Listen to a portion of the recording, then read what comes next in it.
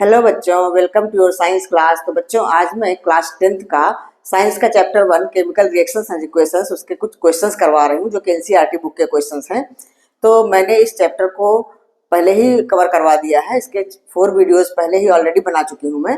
तो 3 वीडियोज में मैंने पूरा चैप्टर कवर करवाया है और एक वीडियो में कुछ क्वेश्चंस करवाए हैं। एनसीईआरटी बुक के ही क्वेश्चंस हैं, कुछ इंपॉर्टेंट क्वेश्चंस करवाए हुए हैं। तो जिन बच्चों ने ना देखा हो तो वो वीडियो जाकर के देख लें। मेरे चैनल पर जाकर प्लेलिस्ट बनी हुई है, उसमें जाएंगे तो सारे वीडियोज मिल जाएंगे एक साथ। तो मैं उसके आगे के कुछ एनसीईआरटी बुक के क्वेश्चन करवा रही हूँ। ठीक है, एनसीईआरटी बुक के क्वेश्चन करवाने के बाद कुछ इंपॉर्टेंट क्वेश्चंस भी करवाऊंगी। मैं पूरा चैप्टर अच्छे से आप लोगों को तैयार करवा दूंगी एग्जाम के लिए। ठीक है बच्चों, तो चलिए चलते हैं क्वेश्चन की ओर। तो हमारा क्वेश्चन लिखा हुआ है मैंने कि why does the colour of copper sulphate solution change when an iron nail is dipped in it. तो इसका आंसर हम कैसे लिखेंगे? When iron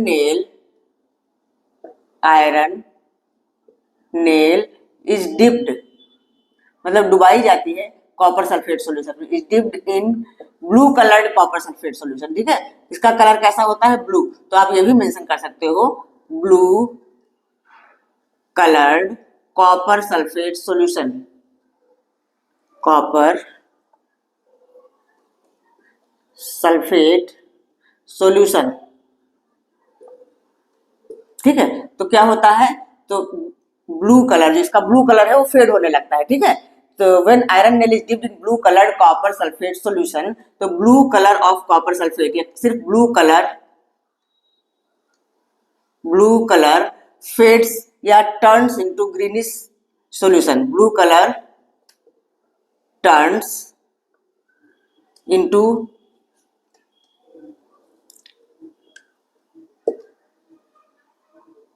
green.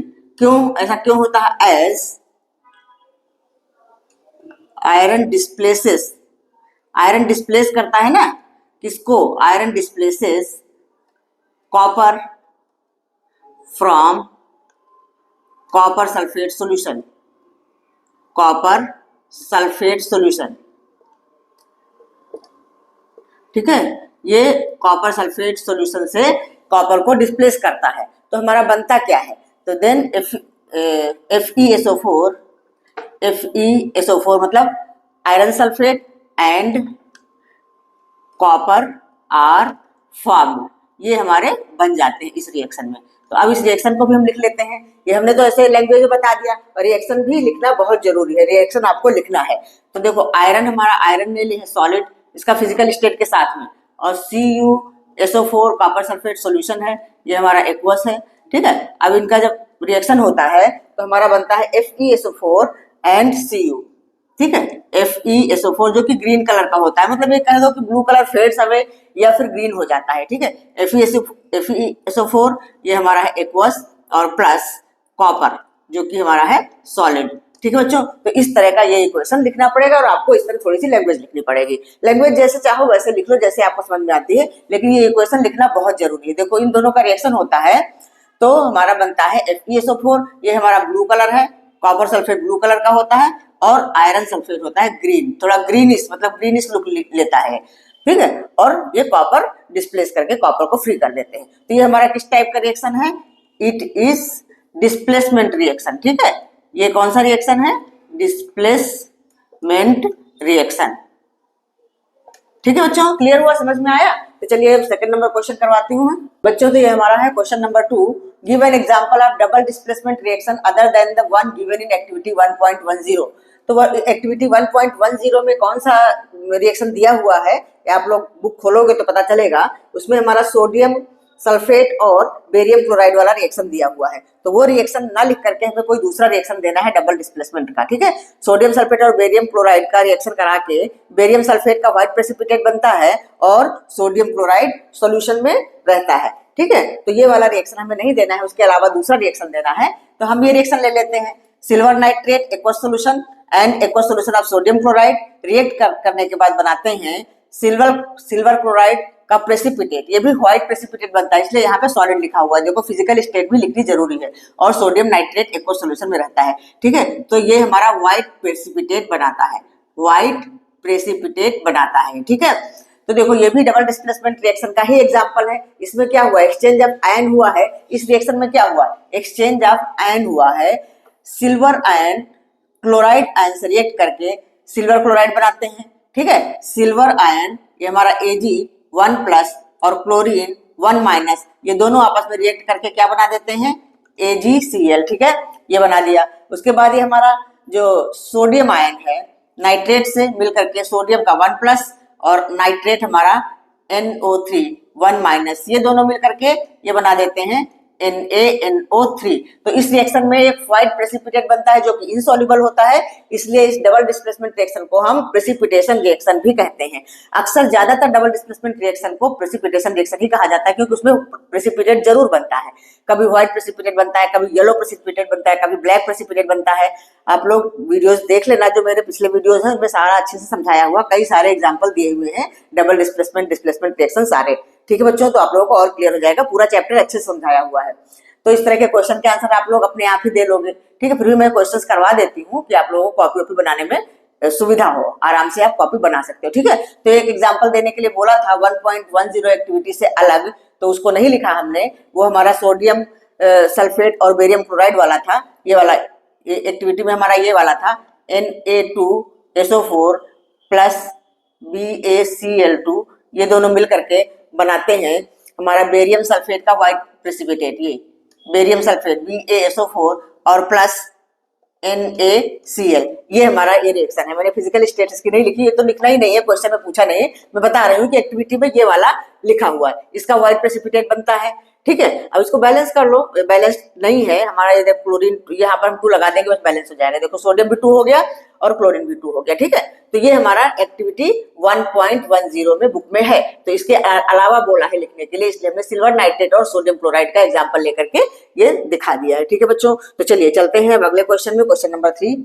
चलते क्वेश्चन है, identify the substances that are oxidised and substances that are reduced in the following reaction. तो हमारा जो रिएक्शन नंबर 1 है उसमें देखो कौन ऑक्सीडाइज हो रहा है और कौन रिड्यूस हो रहा है। तो देखो सोडियम ऑक्सीडाइज हो रही है, ये है ना, सोडियम ऑक्सीडाइज हो रही है सोडियम ऑक्साइड में, इसको ऑक्सीजन मिल गई तो ऑक्सीडाइज हो रही है। तो यहाँ आप लैंग्वेज में लिखना चाहो तो लिख दो कि sodium is oxidise to Na2O, मतलब sodium oxide, and oxygen is reduce to Na2O, दोनों ही मतलब ये हो रही ऑक्सीडाइज, ये ऑक्सीडाइज्ड हो रही है, ऑक्सीडाइज्ड, और ये हमारा O2 जो है ये रिड्यूस हो रहा है, ये रिड्यूस हो रहा है। ठीक है Na2 में, तो हम इसको अगर लैंग्वेज में लिखना चाहे तो हम लिख सकते हैं इन रिएक्शन 1, इन 1 ये 1 नंबर डाल दिया मैंने, तो सोडियम इज ऑक्सीडाइज्ड टू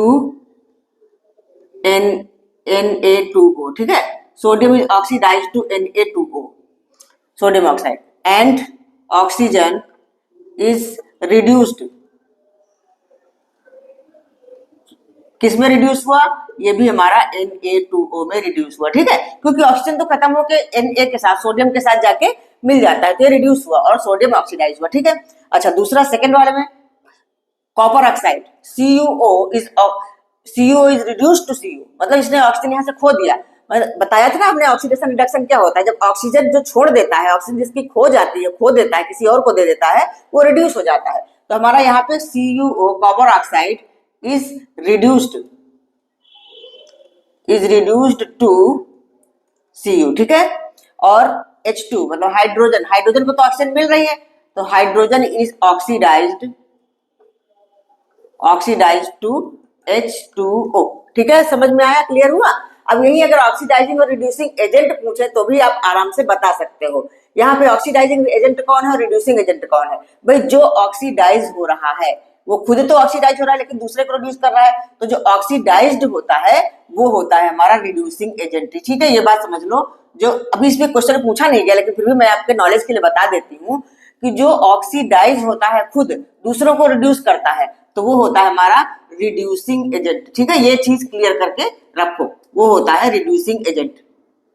आप हमारे वीडियो देख लेना, सब समझाया हुआ है अच्छे से। और जो खुद रिड्यूस होता है वो होता है ऑक्सीडाइजिंग एजेंट। जैसे यहाँ पे देखो CuO रिड्यूस हुआ है, तो ये CuO हमारा जो है ये हमारा हो जाएगा, ये रिड्यूस हुआ है, तो इसने खुद तो अपने आप को रिड्यूस कर लिया लेकिन हाइड्रोजन को ऑक्सीडाइज कर दिया।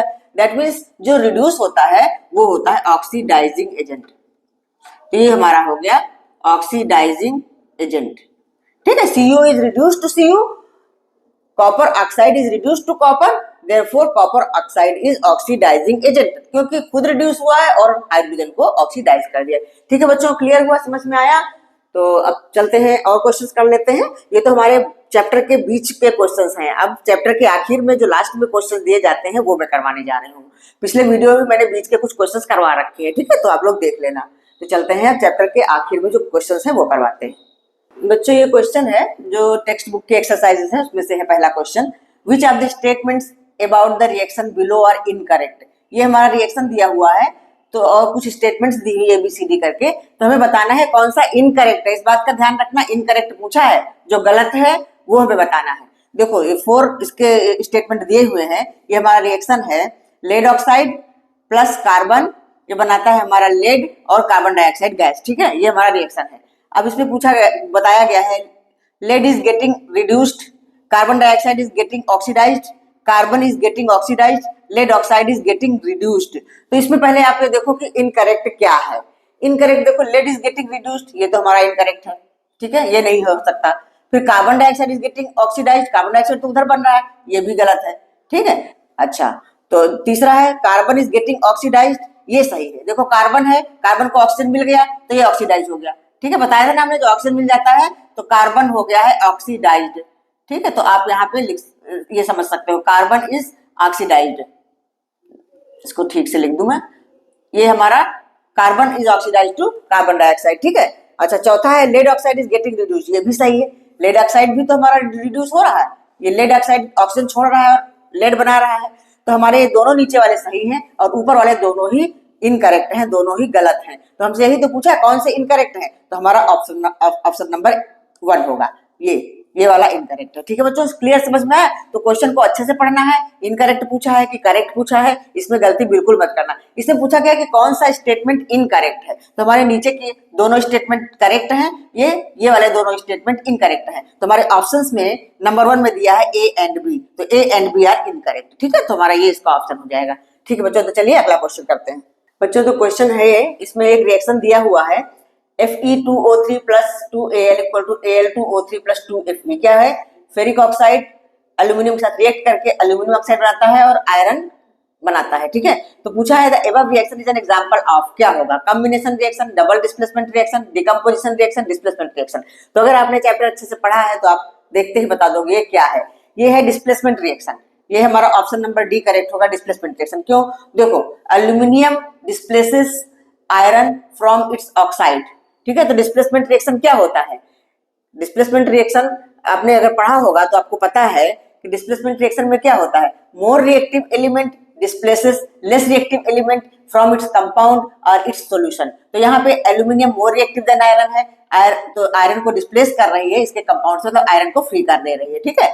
अब कह रहा है कॉम्बिनेशन रिएक्शन, कैसे हो सकता है कॉम्बिनेशन रिएक्शन?